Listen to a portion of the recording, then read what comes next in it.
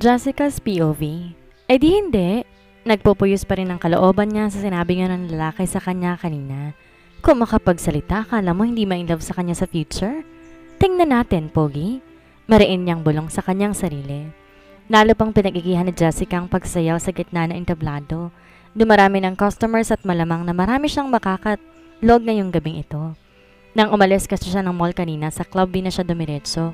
Mas maaga siya ng konti sa normal na pasok kaya naman maaga rin siya nakapagsimula. Dahan-dahan niyang kinembot ang malit niyang bewang, pababa at pagkatapos muling tataas. Dahan-dahan ginagalaw ang makinis niyang balat. Pipikit ng bahagya at pagkadilat titingin sa nakakaakit sa mga lalaki.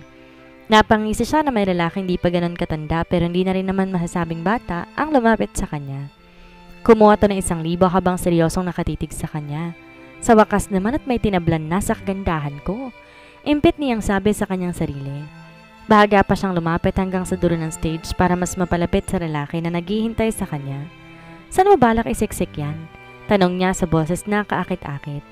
Napangisi naman to at sumenyas ang kamay na nagbababa siya ng bahagya upang maabot siya nito. Ginawa niya naman yun. Buwaba siya para makapantay ang lalaki. Pagkatapos walang sabi-sabing siniksik nito ang 1,000 sa pangitaas niya. Nadama niya pa nga ang mainit na balat nito na sumayad sa itaas ng harapan niya pagkalagay na 1,000. Hindi kilig ang nadama niya. Wala rin yung tila na kuryente na sinasabi sa kanya ng mga kasamahan niya sa club kapag dumampi ang katawan ko sino mang lalaki sa balat niya. Lumapit pa to sa kanya bago bumulong. Sa akin ka mamaya, table 6. Dadagdagan ko pa yun kung papayag ka sa gusto ko. Nginitian niya lang to bago bumalik sa gitna na entablado at muling sumayaw. Scam! Hindi naman ako kinilig. Kinilabutan pwede pa. Bubulong-bulong niyang sabi habang muling sumasayaw. Dancer ako, oo. Pero hindi naman ako pumapatol sa kung sino-sino lang. Hindi miminsan na may gustong isama siya o kaya naman babayaran siya para sa buong magdamag. Ilang beses na rin niyang kinausap ng manager na may gustong isama siya o kaya naman babayaran siya para sa buong magdamag. Na mas matanda sa kanya sa Club V kung gusto niya bang magbabayad. Kapag sumagot siya ng oo, pwedeng sa dark room ang bagsak nila na nagbayad sa kanya o kaya naman sa motel. At kung papala rin naman at tiba-tiba ang customer, baka sa kondo pa ng mga ito. Hindi pa niya nakita o nasilip man lang ang loob na sinasabi nilang dark room, pero nakita niya ang pinto nitong kulay itim at may nakalagay na for customers use only. Kung lang 1 beses na siyang inalok na babayaran ng buong magdamag niya, ganung beses din naman ang pagtanggi niya. Kahit na kasi sa bar siya nagtatrabaho, iniingatan niya pa rin ang sarili niya. Mahalaga pa rin sa kanya ang kanyang iniingatan at nangako siya sa kanyang sarili na ang asawa o mapapangasawa niya lang ang sisisid sa mahiwaga niyang kabibe. Ay bongga sis, may pasiksik sa pangitaas si Kuyang. Anang kaibigan niyang si Ira. Basta-basta na lang sumusupot ang babae kaya't kung minsan, di niya mapigilang isiping pinaglihito sa kabote. Tinapik mo na sana yung nasa ibaba para hindi ka nakalimutan. Ewan ko na lang kung hindi ka nun balik-balikan. Instant money din yon ha? Napairap na lang siya sa mga kalokohan ni Ira. Mas matanda lang sa kanya to ng 2 buwan, ngunit napakarami na nitong karanasan pagdating sa mga lalaki at kaharutan. Ikaw ba naman, ang halos mamahay na sa dark room at ihi na lang yata ang pahinga. Hindi yan na nga rin alam kung paanong kinakain ng kasangga nito, yung ganong setup. Pero kung pagandahan lang din naman ang pag-uusapan, itabi nyo. Ako na, aniya sa sarili. Hindi hamak na lamang siya ng 10 baligo kesa kay Ira. Patatalo ba naman siya rito? Experience lamang ang lamang nito sa kanya, pero lamang din sa pagkarating sa kurba at mukha. Maya-maya hinila siya nito sa likod ng stage, dahilan para tumigil sila sa pagsasayaw. Kung maraming chismosa sa barangay nila, ito naman sa club si Ira ang tinaguro ang pambansang chismosa sa Club V na pinagtatrabahuhan nila.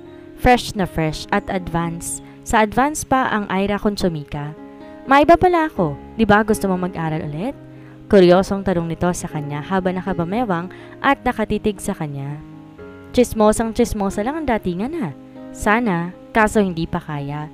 Alam mo na, pasulpot-sulpot lamang ang ayuda. Baliwalang sagot na naman. Sira, pag niyaya ka kasi sa dark room, pumayag ka. Malaki magiging bayad sa'yo doon. May tip pang kasama kapag nagustuhan ng performance mo. Kahit 3 beses lang may pag-enroll ka na kahit sa university mo man gusto. Nangunot ang noon niya. Konti na nga lang at maingganyo na siya sa pesteng dark room na yan. Ano bang ginagawa sa loob nun? Anong itsura? Nakakatakot ba? Tumawa ito. Ay sis, Matatakot ka talaga kung malaalakonda ang bubungad sa iyong kasangga ng customer. Pero sinasabi ko sa iyo, hindi ka pa nawawala sa mundo na abot mo na ang langit kahit impyerno naman talagang destinasyon mo.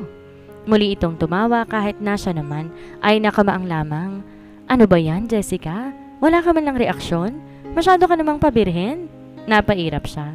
Bakit, masama ba? Kunot noong tanong niya ulit. Di naman masama kung wala pa siyang karanasan sa ganong bagay, pero di na rin naman bago pa sa kanyang ganong scene. Nanonood kaya siya ng mga kakaibang video. Totoo ba? Pinasadahan siya nito ng tingin mula ulo hanggang paa. Kaya naman pala ang fresh. Body wash reveal sis, baka tumalab din sa akin.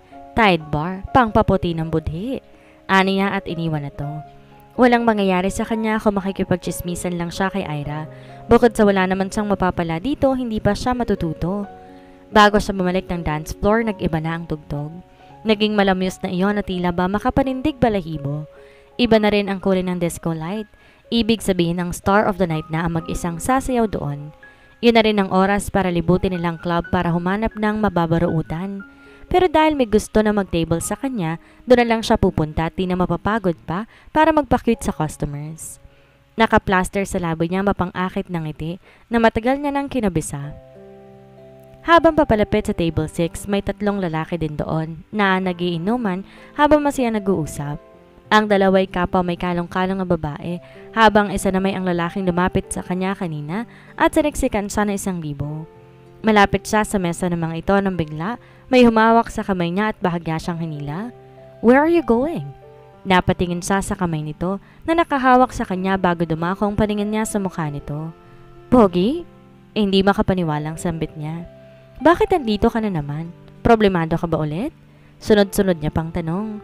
Sa itsura't pananamit kasi nito, hindi ito nababagay sa gantong lugar. Mukha itong yayamanin, mabango, malinis at higit sa lahat, gwapo. Aba kung jowa ko lang to, hindi ako papayag na pumupunta siya sa gantong lugar. Baka maputol pa ang iniingatan niya. Aniya sa isip. Tumaas ang sulok ng labi nito at hinila siya paupo sa katabi nitong upuan. May nire-research lang ako. Pinasadahan siya nito ng tingin hanggang sa huminto ang mga mata nito sa suot niyang pang-itaas. Kahit siya'y napatingin din sa pang-itaas sa suot niya bago bumalik ng tingin sa lalaki. Type mo? 5 ganito ko, iba-iba ang kulay. Depende sa araw. Kumunot ang noo ng lalaki. No, I'm good. It's just that.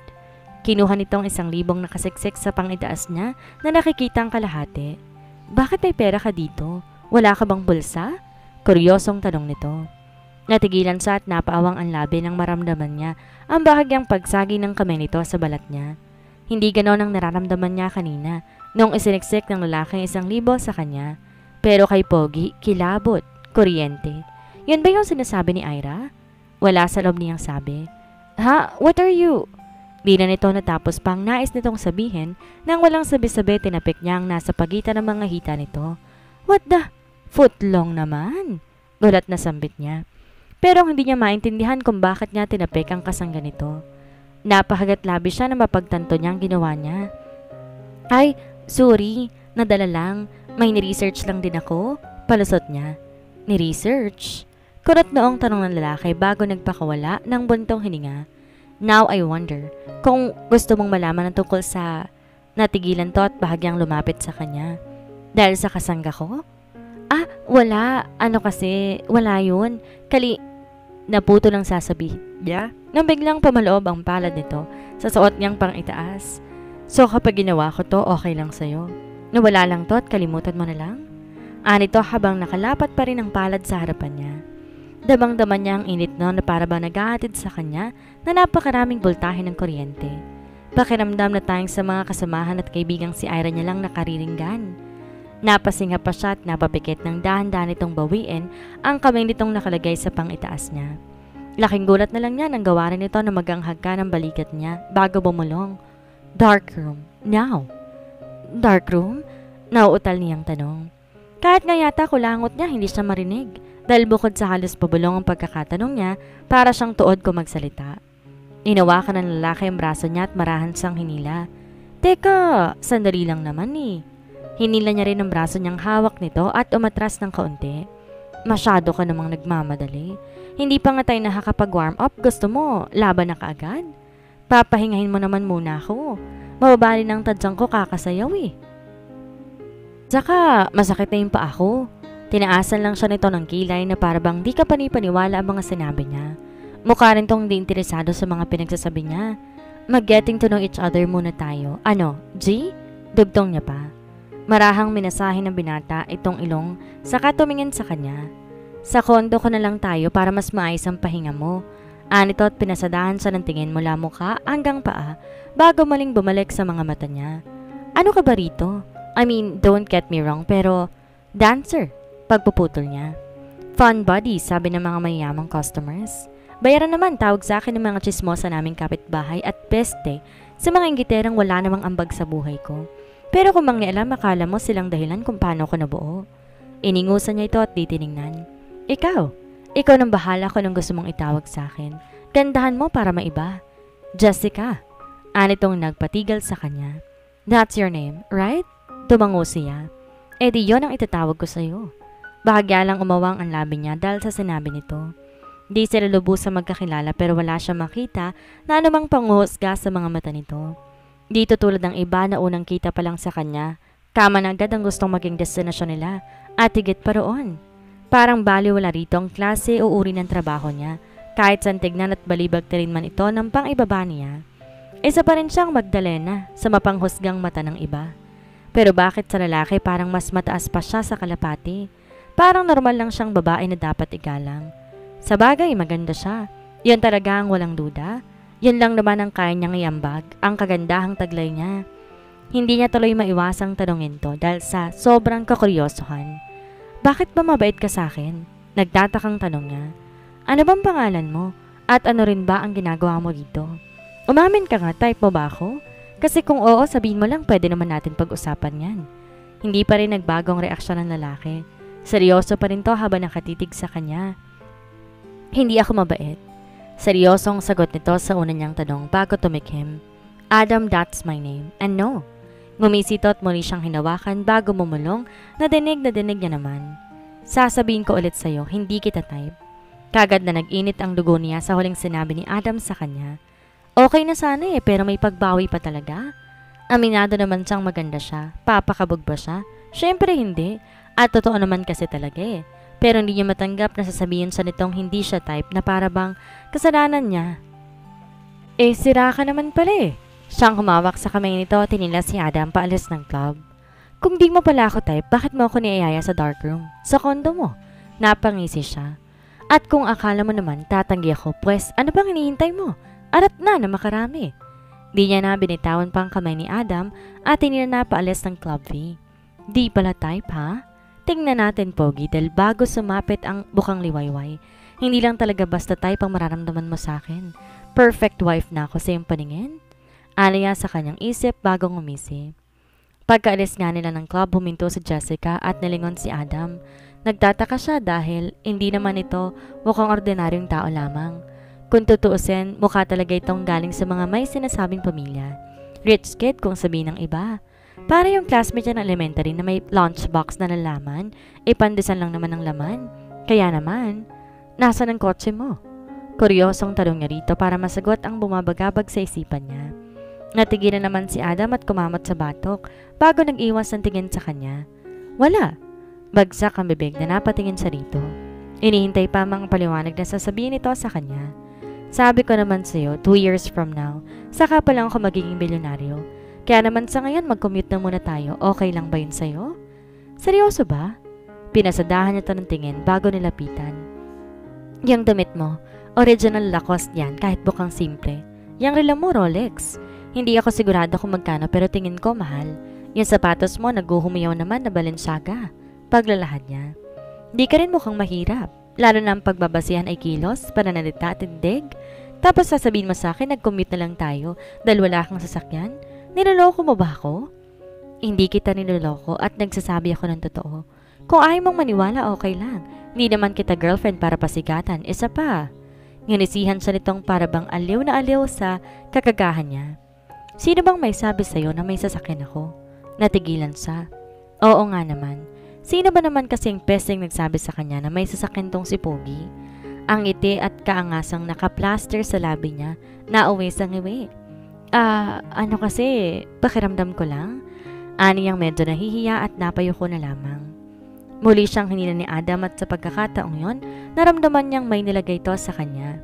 Na magtaas siya na mukha'y nagsalubong ang mga mata nila. Hindi ko yan bigay sa'yo ha, pahiram lang. Regalo sa akin ni Alexander yan, kaya't may sentimental value. Anito habang inaayos ang kulay itim nitong leather jacket na isinusuot sa kanya. Sa ngayon, kailangan mo yan.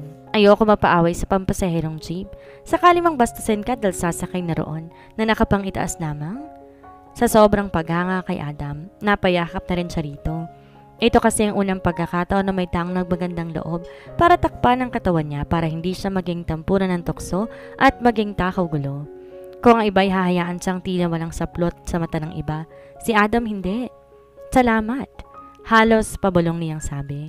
Huwag kang mag-alala. Lalabahan ko to kaagad pagkarating natin sa kondo mo. Nang kumala siya sa pagkakayakap kay Adam at ngitian ito, nagulat siya sa reaksyong nasa mukha nito. Bahagyang nakaawang ang labi, nakakulot ang kilay at nagtataka ang kulay asul nitong mga mata na nakatitig sa kanya. Bakit? May problema ba? Nag-aalalang tanong niya. Natigilan ito at bahagyang umiling bagong umiti. Wala. Inawakan na ulit ni Adam ang kamay niya at naglakad papunta sa sakay ng jeep. Di naman bumilang ng ilang minuto may huminto ng jeep sa kanila at swerte pa dahil hindi naman ganon karami ang pasahero. 5 lang ang laman noon, 3 babae at 2 lalaki. Napasimangot na lang siya na mapansin niya. Nagpa-cute ang 3 babae kay Adam. Type ka ng 3. Bahagya niya lamang siniko si Adam bagong inuso ditong 3 babae na magkakaibigan yata. Subukan mong tingnan, yung mga yan, tatanggalan kita ng kaligayahan. Aniya pa bago pinanisikan to ng mga mata. Ngumiti naman si Adam bago dumukwang sa kanya. Natigilan siya dahil halos gahibla na lamang ang agwat ng labi nito sa labi niya. Don't worry, hindi naman kita type. Ikaw pa rin tinitingnan ko. Giit nito bago ginawaran ng magaang hagan sa pisngi na nagpakabog na mabilis at malakas sa kanyang puso. Sa kabilang banda. Makalipas ang halos 10 minuto nakarating na sila sa Las Casas, isang Spanish-style hotel sa Bataan na pawang may sinasabi na pamilya habang mga nakatungtong. Tipong mayaman o sugar daddy lamang ang may afford na mag-book sa room na yon. Kaya naman, pumirme. Sa madaling salita, ano ang ginagawa dito ni Pogi sa Las Casas kung isa rin naman itong dukha? Bakit dito? Wala sa loob niyang tanong. May pambayad ka ba rito? May pera ka ba? Sunod-sunod pa't nagtataka niyang tanong. Maang napatingin naman si Adam sa kanya. Halatang naguguluhan ito sa walang kakwenta-kwentang tanong niya. Why? Napakamot pa ito sa batok niya. Akala yata nito. What's the matter? Nangunot ang kilay niya. May pa-English-English pa kasi ang bugok. Feeling yata nito kabilang sila sa may sinasabing pamilya dito sa Pilipinas. Napaisip din siya, sandali habang nakatingin sa itaas. Inaalala ko na bang ibig sabihin ng matter? Nang maalalay napangiti siya bago bumaling dito at saka pa lamang sumagot. Matter is anything that occupies space? Bagsak ang pangang napalingon sa kanya si Adam. Di yata inaasahan ng lalaki na alam niya ang ibig sabihin ng tinatanong nito. Sa nakakalokang paraan nga lang. Aba kung tutuusin naman may utak siya. Sadya lamang laging ang pagiging mukhang pera niya kaya naman mas inuna niya ang trabaho kaysa mag-aral. Sira? Napapailing na tumugon na lamang ito at ginulo ang buhok niya. Pero bakit nga dito? Bakit nga ba dito? Muling tanong niya kay Adam. Hawak nito ang kamay niya at ipinalilista na ngayon ang pangalan niya sa receptionist. How old are you? Balik tanong naman ito. Hindi man lang pinagkabalahang sagutin ang katanungan niya. Habang lumilinga sa paligid at na-appreciate ang ganda ng lugar, ay sumagot siya, 17. Narinig pa niya ang pagtikim ng receptionist na wari mo ay nagulat sa edad niya, habang si Adam naman ay bumuga ng marahas na paghinga. Nang humarap siya dito upang tingnan ang mga mata nitong nakatutok sa kanya, ay bahagya siyang natigilan. May problema ba? Muling tanong niya. Umiling lamang si Adam bago hinila na siya papunta sa elevator. Hindi sila nagkikibo ang dalawa habang sakay ng elevator. Binitawan din ito ang lahat ng kamay niya na parabang napaso dahil sa pagkakahawak sa kanya. Parabang may kung anong aura ang namamagitan sa kanila kaya naman di niya magawang kausapin o tanungin man lamang isa't isa. Nang huminto ang elevator sa 3rd floor, nauna nang lumabas si Adam. Sumunod na rin siya dahil mukhang nawala sa isip itong may dalaga itong kasama. Meron lang itong sinawipe na gold card sa gilid ng pinto and then voila! Bumukas ang pinto na parabang ginabitan ng kung anong mahika. Feel at home and take a rest. You need that. Anito at iniwan na siyang nakatulala sa bukana ng pintuan. Napakalinis ng unit ni Adam. Walang-wala ang bahay nila na mistulang payatas dahil sa dami ng basura. Nahiya tuloy siyang iapak ang sandals niya sa napakalinis na tiles ng unit ni Adam. Mabango rin ang buong unit nito. Tinanggal niya ang suot na sandals at nalagay sa gilid ng pinto bago tumuloy sa unit ni Adam. Nagahalong kulay krema at kulay puti. Brown ang kulay ng dingding. Kusina kagad ang una niyang nakita na parang built-in cabinet lang ang ginawang pagitan upang maghiwalay ang kusina at ang sala. Ang countertop sa kusina kulay brown at white na gawa sa bricks, habang ang drawer naman kulay puti. Meron ding mesang kahoy na parabang vintage table na pag-animan. Wala roon si Adam, kaya tumuloy na siya sa sala. Isang type L sofa ang naroon at may maliit na mesa sa gitna. Pero agaw atensyon naman ang napakalaking TV na naka-attach sa dingding. At sa gilid na may salaming estante na may nakalagay na iba't ibang awards at 2 picture frame. Ang isang picture frame ay nakalagay na family picture nila Adam, habang isa naman ay, so ganito pala ang tipo ni Pogi. Yung hindi pantay ang blush on sa pisngi. Napanguso siya habang nakamasid sa larawan. Di hamak na mas maganda at sexy naman ito kesa sa katulong na yan. Giit niya pa sa larawan ni Adam at ng babaeng kasama nitong nakakbay dito at pareho nakangiti sa camera. What do you want to eat? Ay palaka! Nanlalaki ang mata niya nang nakaharap kay Adam. Kanina ka pa dyan? Medyo lang. Bale walang sagot naman ito at saka tinalikuran sa ulit. You can watch TV while I'm cooking. Mariing nakamasid lamang siya sa likuran. Tinalikuran na siya ulit. You can watch TV. Habang papalayo ito sa kanya. Di niya man lang nalaman na nasa likod niya pala to kanina. Maging ang lumakad to palayo sa kanya, wala siya narinig na tuyo. Tunog ng yapak ng mga to. Para bang hindi sumaside ang mga paa nito sa lapag habang naglalakad. Klase ng taong may tuturing na mapanganib. Kunot ang noo habang nakatanaw kay Adam, napausal siya. Delikadong lalaking yan. Huwag kang mai-inlove sa isang yan. Tulad ng sinabi ni Adam, nanonood na nga lamang siya. Sakto naman ang paglabas ay ang paborito niyang anime, kaya naman nag-enjoy talaga siya sa panonood. Ngunit nang mapansin niya si Adam na pabalik-balik ng lakad sa pagitan ng sala at kusina nang unot ang kilay niya. Hindi siya sigurado kung nagsasayaw ba ito o nag-e-exercise. Tumayo siya at lumapit kay Adam na nakatalikod na ito at para bang may malalim na iniisip. Hoy, ayos ka lang? Para kang manok na hindi makita. Ang mga sisiw, anong problema? Nahihiyang nagyoko ito ng muka at umiwas ng tingin sa kanya. Para kang sira? Aniya. Sinisilip ang mukha ni Adam na mukhang di mapalagay. Ano nga?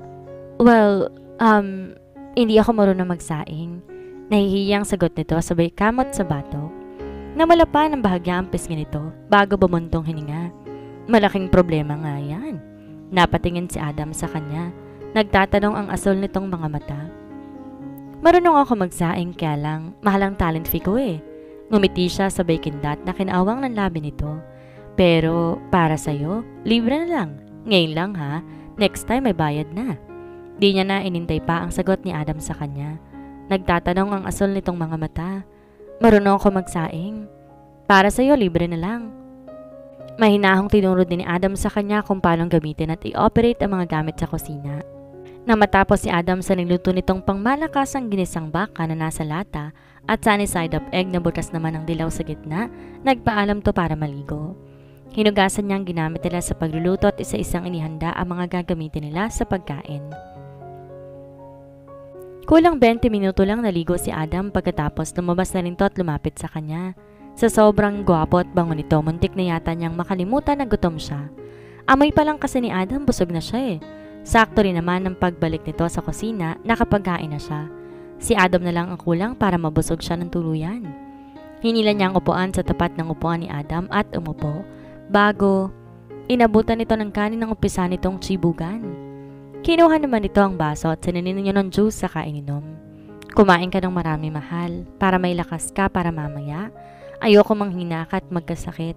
Alalahanin mo, pagkatapos mo sa opisina, paliligayahin mo pa ako. Isa pa, kapag nawalan ka ng trabaho, kawawa ang mga anak natin, lalo na si Bunso na naggagatas pa. Kanda sa mid at muntik ng may buga ni Adam ang iniinom na juice dahil sa kapestehan niya. Keme lang, inihanda lang kita para sa future para di ka na mabigla pa. Doon din naman ang punta nito eh. Waiting na ako kasi pa-hard to get pampeg mo. Aniya pa't di nakapagsalita si Adam at mang na nakatitig lang sa kanya kahit pulang-pulang mukha. Busog ka na ba? Maya-may tanong niya pa dito sabay kindat. Kung makatitig ka, wagas. Huwag mong masyado ipahalata na gandang-ganda ka sa akin. Kahit matagal ko nang alam na maganda ako. Tinanggap ko na lamang kasi no choice. Umiling na lamang ako at napangiti si Adam dahil sa mga pinagsasabi niya. Di niya alam kung natutuwa ba ito o nayayabangan na sa kanya o baka naman all of the above. Pero ibang naging hatid ng ngiti nito sa kanya.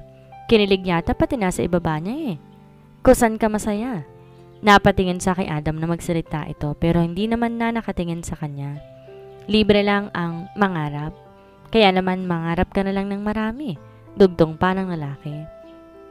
Pinagsasabi mo, kumain ka na nga lang na marami. Sabi kasing nagpapalipas ng gutom eh. Sagot na naman. Nagtataka sa mga sinasabi nito.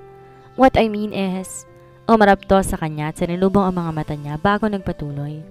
Malabong magkatuluyan kita sa future kasi ngayon pa lang didistansya na ako. Natigilan siya sa sinabi nito at tila may pinangkurot siyang nadama sa kanyang puso. Sanay na siyang paulit-ulit tinatanggihan at tinatanggi pero mas nasaktan siya na marinig dito ang ganong salita na para bang di siya karapat-dapat at mas mainam na layuan na lamang. Kung ganon, layuan mong distansya sa pagitan nating dalawa? Ngumisi siya. Pilit tinatago ang kirot sa puso niya. Dahil kapag nahulog ka sa akin, hindi lang buhay, pangarap at reputasyon mong masisira. Ayokong sabihin na pati puso at isipan mo, pero parang ganon na nga.